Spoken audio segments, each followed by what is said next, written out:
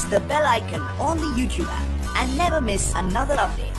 The joke that my family and I had when we were living in India is, versus China is, you get 6 Indians around the room. It was like a Greek dinner.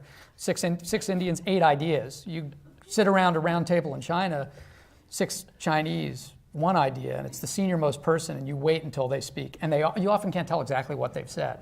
That's the sort of, China is learning to deal with disharmony, discourse, disunion. India is totally used to that.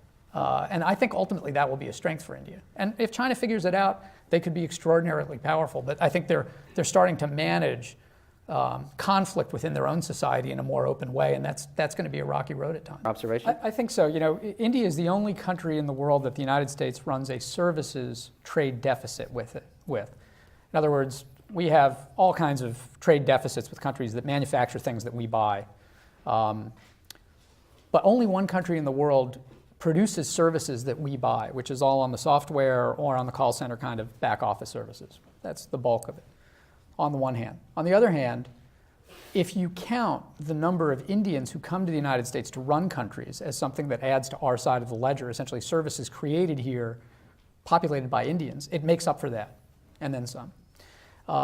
So I tend to view it as an enormous contribution to America that we're not quite getting from the Chinese. Enormous number of STEM-oriented students come from China. The impulse is for them to go back for a number of reasons, including that many of them are the children of Chinese communist government officials.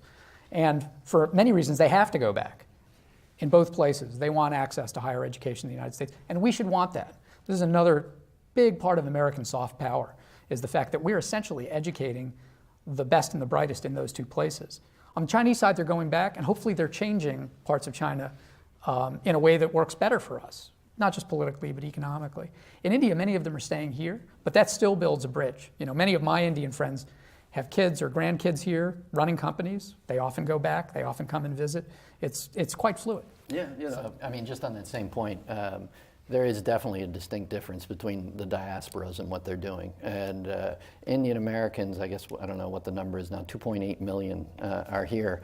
And you will see them as leaders in every segment of U.S. society. And look at business, look at Silicon Valley, look at the entertainment industry, look at the academy, look at politics, Governor Jindal and the governor of South Carolina. So, and that